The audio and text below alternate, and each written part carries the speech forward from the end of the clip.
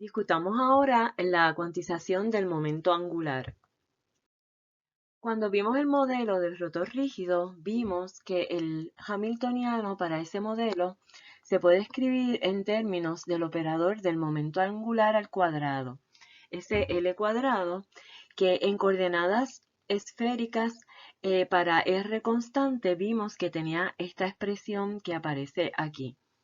¿Okay? Quiere decir que fíjense que el hamiltoniano de rotor rígido es básicamente el momento angular al cuadrado multiplicado por una constante que sería 1 sobre 2 mu r cuadrado. Las funciones propias de ese hamiltoniano de rotor rígido ya discutimos que eran las esféricas armónicas, ¿verdad? Denominadas por esa letra Y con los dos números cuánticos J y M sub J. Y esta que está aquí es la ecuación del valor propio para el rotor rígido. O sea que el hamiltoniano, operando en la esférica armónica, nos da la energía de rotor rígido, que es todo esto que aparece aquí, multiplicado por la misma esférica armónica, ¿verdad? Esa energía es el valor propio del hamiltoniano del rotor rígido. Ahora, como ese hamiltoniano está descrito en términos del operador del momento angular al cuadrado, como vemos aquí, ¿verdad? Aquí lo único que hicimos fue sustituir el hamiltoniano por esto que teníamos acá arriba.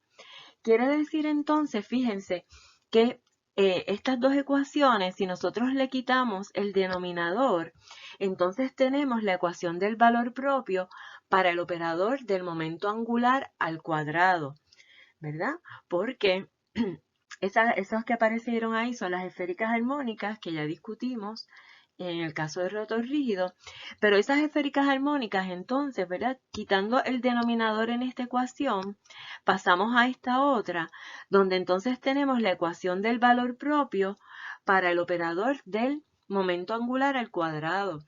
Quiere decir entonces que estas esféricas armónicas, además de ser funciones propias del hamiltoniano del rotor rígido, también son funciones propias del momento angular al cuadrado de ese operador.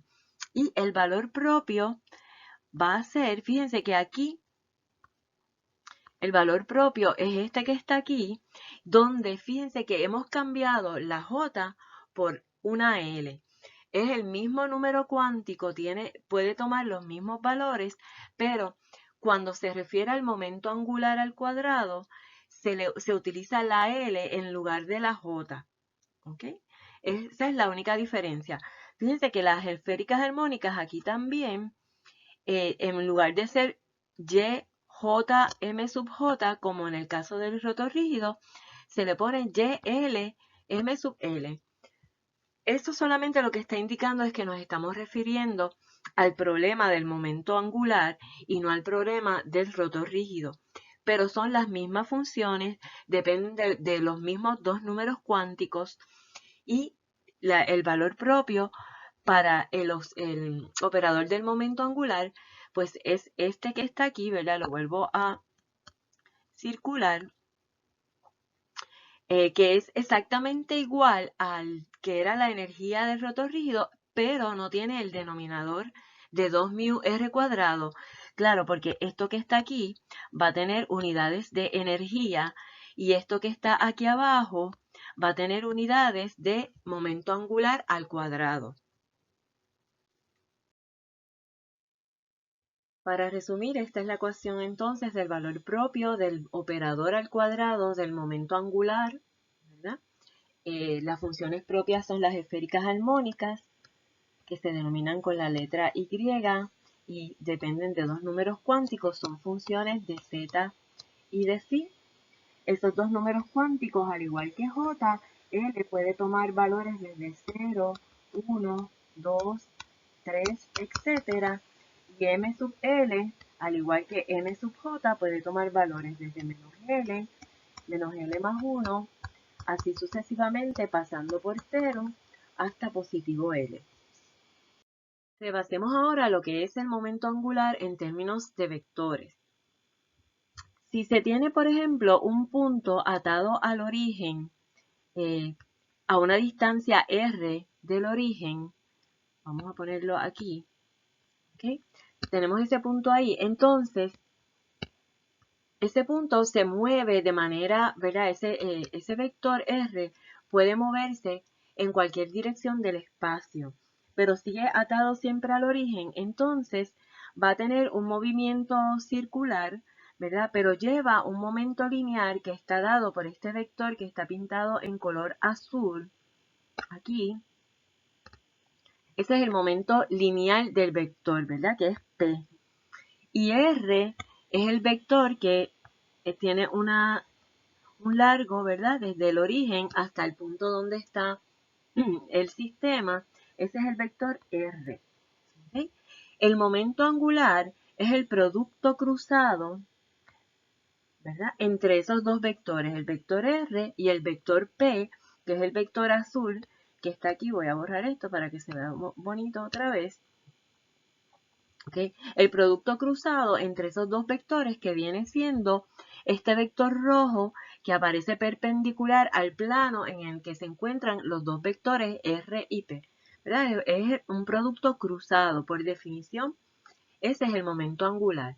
Ahora, ¿cómo nosotros conseguimos el equivalente a ese vector de momento angular en cuántica? Eso es lo que vamos a ver. Como ustedes deben recordar, para determinar el producto cruzado entre dos vectores, en este caso R y P, ¿verdad? Se puede determinar con esta determinante que vemos aquí, acá, donde tenemos que ese vector, ese va a ser igual, se colocan los vectores unitarios I, J y K, entonces se coloca los componentes de R, que son X, Y y Z, y se colocan los componentes del vector de momento, que son Px, Py y Pz. Y la manera entonces en que esto se expresa es el vector I, el vector unitario I, entonces se borra esta columna y esta fila, ¿verdad? Esto ustedes lo deben recordar, y entonces me queda Y por Pz menos Z por Py. ¿Lo recuerdan? Y por Pz menos Z por Py. Menos, ahora, entonces cogemos el vector unitario J. ¿Ok? Se borra esa columna y esa fila, y entonces queda X por Pz menos Z por Px, que es lo que tenemos aquí. Luego, aquí volvemos, tenemos más K, que es el vector unitario, por, nuevamente, se borra esa columna, esta fila, y entonces queda X por Py menos Y por Pz, por Px, disculpe. ¿Sí? Entonces eso lo podemos expresar de esta manera, y por Lx, donde Lx entonces va a ser Y por Pz menos Z por Py, más J por Ly. Fíjense que como cambiamos este signo por uno positivo, entonces Ly va a ser el negativo de esto que está aquí entre paréntesis, que va a ser entonces Z por Px menos X por Pz, más K por Lz, y Lz va a ser esto que está aquí, X Py menos Y por Px. O sea, Lx y Ly y Lz, que son los componentes del vector del momento angular, van a estar definidos de esa manera. Ahora, para buscar los operadores correspondientes en cuántica, pues ¿qué vamos a hacer? Vamos a sustituir el momento donde haya un momento Px, vamos a sustituir menos IH barra de dx. Donde haya Py, vamos a sustituir menos IH barra de dy. Y donde haya una un pz, vamos a sustituir menos IH barra de dz. Al hacer eso, entonces los tres operadores correspondientes a los componentes del momento angular son estos tres que están aquí. ¿Ven? Por ejemplo, Lx, que dijimos que iba a ser Y pz menos Z Py, pues va a quedar menos IH barra, que sale como factor común, Y de dz menos Z de dy. Y lo mismo para Ly y lo mismo para Lz. ¿Ok? Teniendo en cuenta, ¿verdad?, que el momento angular al cuadrado va a ser la suma de los cuadrados de los componentes, o sea, Lx al cuadrado más Ly al cuadrado más Lz al cuadrado. ¿Okay? Ahora, como estos ahora son operadores que corresponden a los componentes del momento angular, pues podemos calcular conmutadores entre ellos, ¿verdad? Y se puede demostrar todas estas relaciones que tenemos aquí. Fíjense que el conmutador del componente Lx y Ly en operadores es igual a IH barra LZ, esa primera relación. Esto se puede demostrar, ¿verdad? Como se calcula cualquier componente, cualquier conmutador, ustedes pueden demostrar cualquiera de estas relaciones que están aquí. El conmutador de Ly y Lz es IH barra Lx y el conmutador de Lz y Lx es IH barra Ly, en ese orden en que se encuentran ahí. ¿Qué quiere decir esto? Que los componentes del momento angular no conmutan, ninguno conmuta uno con el otro. O sea, ninguno de estos tres primeros conmutadores es igual a 0. Sin embargo, el conmutador de L cuadrado y cualquiera de los componentes, ya sea Lx, Ly y Lz, es igual a 0. ¿Ok? Eso tiene unas repercusiones que vamos a discutir. Veamos estos teoremas sobre operadores para entender qué repercusión tienen en cuando dos operadores conmutan o no conmutan. Primero, dice si A y B son dos operadores que conmutan, entonces existe un conjunto completo de funciones que son funciones propias de ambos operadores. Acuérdense que las funciones propias son los estados que describen el sistema. Así que si A y B conmutan, tienen estados en común. Quiere decir que el sistema puede estar en un estado y ese estado es una función propia tanto de A como de B. Seguimos. Esto implica que si A y B son dos operadores que conmutan y corresponden a dos propiedades físicas, recuerden que el postulado 2 dice que cada operador corresponde a una propiedad física. ¿Okay? Entonces, si se miden esas propiedades sobre un estado común, porque como estos dos operadores tienen funciones propias en común, usted va a poder entonces determinar simultáneamente las propiedades correspondientes a esos dos operadores. Quiere decir que yo puedo medir entonces las propiedades que corresponden a esos dos operadores sobre el mismo estado a la misma vez. Recordemos, por ejemplo, que el operador de posición y el operador de momento no conmutan, ¿verdad? Esto no les aplica a ellos. Lo que quiere decir entonces que usted no puede medir simultáneamente en un estado del sistema la posición y el momento. Pero ocurre todo lo contrario para dos operadores que sí conmutan. Usted podría medir las propiedades correspondientes a esos dos operadores en ese estado simultáneamente. ¿Okay? Ahora, pasemos aquí.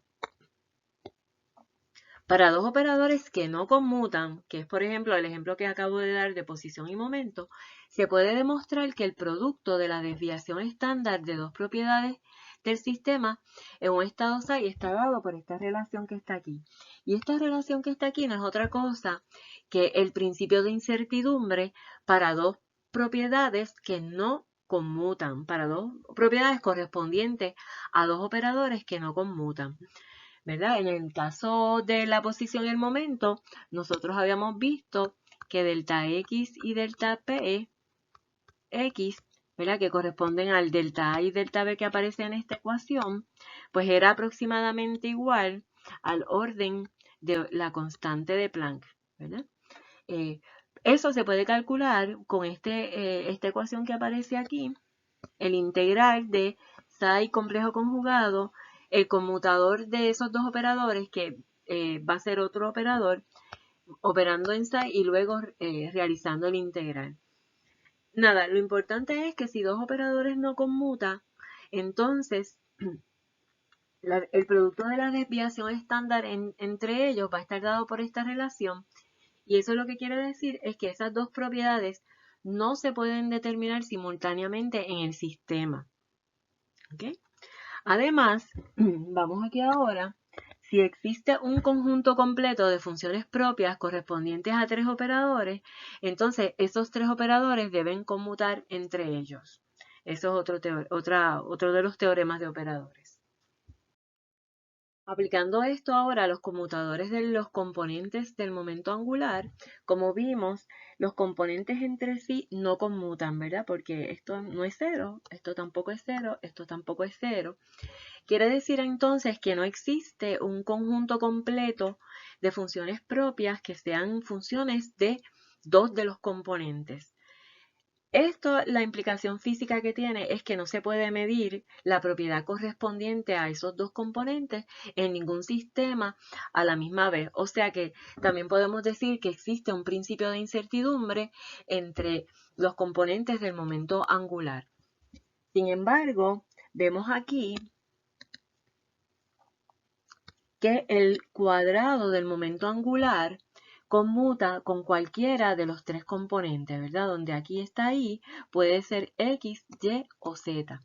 Así que entonces sí podemos deducir que existe un conjunto completo de funciones propias que va a ser función propia de L cuadrado y por ejemplo Lx. Otro conjunto que sea un conjunto de funciones propias común de L cuadrado y Ly y otro diferente para L cuadrado y Lz. Así que tenemos que escoger cuál de esos 3 componentes es el que vamos a buscar funciones propias en común con L cuadrado. ¿Ok? Para encontrar entonces y poder medir la propiedad que corresponde a L cuadrado y uno de los componentes. Pero no podemos saber los 3 componentes a la vez en cuántica. Cuánticamente esos 3 componentes no se pueden conocer simultáneamente. ¿Okay?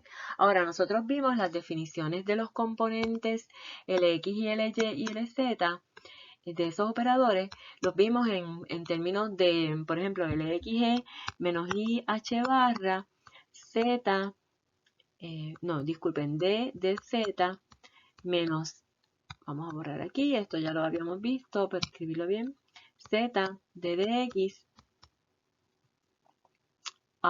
estoy mal, vuelvo, y de dz menos z de dy. ¿Okay? Eso es en coordenadas cartesianas. Ahora, habíamos hablado, ¿verdad?, de que cuando estamos tratando de describir un movimiento angular, es preferible, en lugar de usar coordenadas cartesianas, usar coordenadas esféricas. Así que estos operadores es mejor escribirlos y transformarlos a coordenadas esféricas. Estas expresiones están aquí. Así que Lx, por ejemplo, que acabo de escribir en coordenadas cartesianas, cuando se hace la transformación a coordenadas angulares o esféricas, esa es la expresión correspondiente. Esta es la de L sub y y la de L sub z es esta que está aquí. La de L cuadrado, ya la habíamos visto anteriormente en coordenadas esféricas, es esta que está ahí.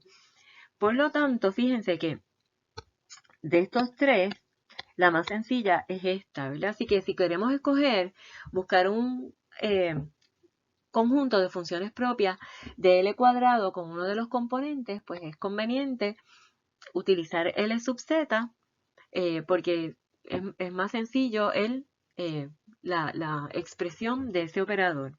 ¿Okay? Así que si encontramos ese conjunto de funciones propias para ambos operadores, pues es más sencillo resolver el problema. Ya nosotros habíamos visto que el conjunto de funciones propias de L cuadrado son las mismas esféricas armónicas, ¿verdad?, que están caracterizadas por los 2 números cuánticos L y M sub L. Así que ese conjunto de funciones propias es también una función propia de L sub Z. La respuesta es que sí, que cuando se resuelve matemáticamente, ambos operadores tienen como funciones propias el conjunto de funciones propias que son las esféricas armónicas. Aquí básicamente entonces resumimos la solución para estos 2 operadores, L cuadrado y L sub z, que es el componente que elegimos. Ya dijimos que las esféricas armónicas, que son estas funciones que están aquí, que son las mismas funciones propias del rotor rígido, que ya habíamos dicho que son funciones propias de L cuadrado, pues también van a ser función propia de L sub z. Ok, esta es la ecuación del valor propio para L cuadrado, que habíamos visto también ya anteriormente, ¿verdad? Donde este es el valor propio. H cuadrado por L más 1. Para L sub z, el valor propio, o sea, cuando este operador opera sobre la esférica armónica, se obtiene el número cuántico m sub L multiplicado por h barra. Así que el valor propio de L sub z es m sub L por h barra, ¿verdad? Y esta es la ecuación del valor propio. Operador operando en la función, se obtiene el valor propio m sub L por h barra multiplicado por la misma función. Los posibles números que tienen esos dos números, o los posibles valores que tienen esos dos números cuánticos, L y M sub L, ya lo repetimos otra vez. L puede ir desde 0, 1, 2, 3, etc. Y M sub L puede ir desde menos L más 1, pasando por 0 hasta L. ¿Okay? El número cuántico L se le llama el número cuántico del momento angular total y a M sub L se le llama el número cuántico del momento angular magnético. Ese M sub L nos va a dar una idea de la dirección hacia dónde está dirigido el vector del momento angular. Lo vamos a ver esquemáticamente más adelante. Y volvemos a repetir, estas son las esféricas armónicas, que son funciones de z y phi, que se pueden expresar como un producto de una función que depende de z y una función que depende de phi, como vamos a ver ahora.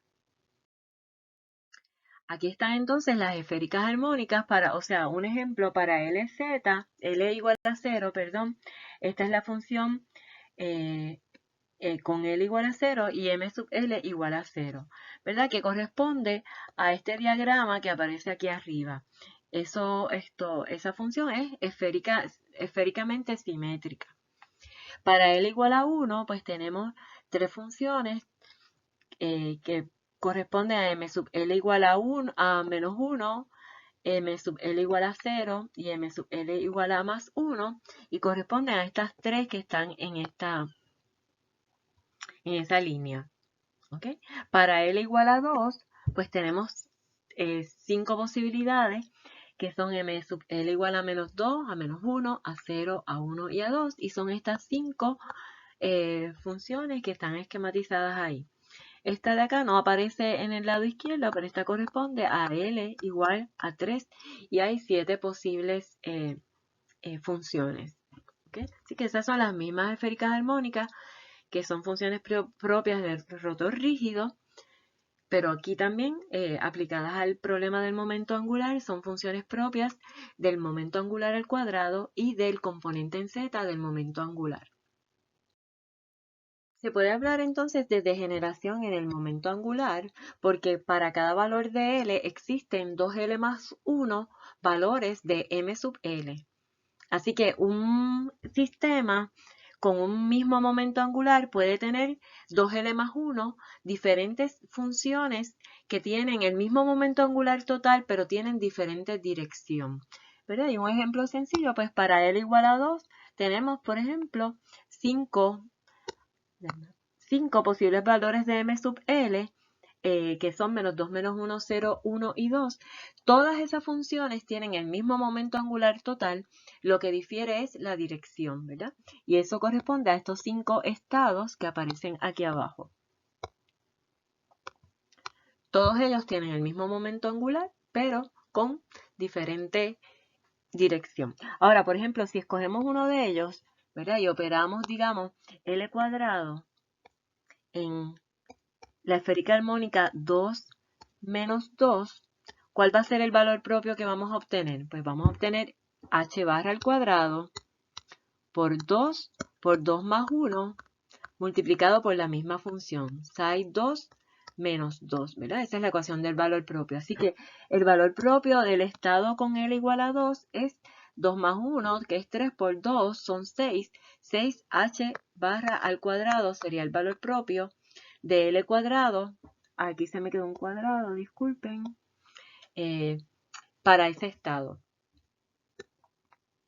¿Okay? Ahora, si en lugar de operar L cuadrado en ese estado, continuamos aquí. Si operamos LZ en el estado o la esférica armónica 2 menos 2, ¿qué vamos a obtener? Pues la ecuación del valor propio dice que obtenemos m sub L por h barra. Así que en este caso sería menos 2 por h barra y multiplicado por la misma función, 2 menos 2. Así que el valor propio para ese estado del componente en z del momento angular es negativo 2h barra. Veamos cómo se ve esquemáticamente la degeneración en el momento angular. Este ejemplo que tenemos aquí es para un estado o la esférica armónica donde L es igual a 2. Sabemos entonces que el valor propio de L cuadrado va a ser 6h barra al cuadrado, como vimos en el ejemplo anterior. Eso quiere decir que la longitud del vector del momento angular va a ser igual a la raíz cuadrada de esto, que es la raíz cuadrada de 6 por h barra al cuadrado, ¿verdad? O raíz cuadrada de 6 por h barra. Esto va a ser en realidad la longitud de ese momento angular total para un estado donde L es igual a 2. Ahora, los diferentes valores de M me van a indicar cuál es la dirección del vector del momento angular. Por ejemplo, si M sub L es igual a 2, ¿verdad? Como vemos aquí, este primer caso, aquí, el vector del momento angular va a estar apuntando en esta dirección, ¿verdad? Con esa inclinación. Cuando m sea igual a 1, el momento angular, ese vector va a estar apuntando en esta dirección. Fíjense, volvamos a m igual a 2. El vector del momento angular va a estar apuntando en esa dirección, pero va a estar rotando ese vector en este cono, ¿ok? Por lo tanto, conocemos el componente en z del momento angular, pero puede estar en cualquier dirección dentro de este cono, por lo tanto hay incertidumbre en los componentes Lx y Ly. Ahora, si m sub L es igual a 1, pasando ahora a este otro caso, el vector del momento angular va a estar apuntando en cualquier dirección dentro de este cono de abajo. ¿Ok? La longitud va a ser igual, va a ser la misma, va a ser la raíz cuadrada de 6 por h barra al cuadrado. Pero puede girar en cualquier dirección en ese cono de abajo, por lo tanto, los componentes Lx y Ly no son conocidos, pero es otra dirección diferente a cuando m sub L era igual a 2. ¿Ok? Ahora estamos aquí en m sub L igual a 1. Cuando m sub L es igual a 0, ese vector de momento angular está ahora en el plano XY, girando en este tercer, ahora no es un cono, viene siendo como un círculo, ¿verdad? Pero esa es la dirección cuando m sub L es igual a 0. Nuevamente, sabemos el componente en Z, que en ese caso es 0, pero no sabemos los componentes en X y en Y. Ahora vamos para m sub L igual a menos 1, que es este que tenemos aquí, este cono. Fíjense que lo que estamos variando es la dirección de hacia dónde apunta ese vector del momento angular. ¿Okay? Así que en ese caso, el componente, ese vector va a estar apuntando en dirección negativa. Y para el caso de m igual a menos 2, pues ahora apunta en una dirección todavía más hacia abajo, ¿verdad? Va a estar rotando ese vector en ese cono, pero en todos los casos la magnitud del vector y del momento angular es la misma. Lo único que está cambiando es la dirección.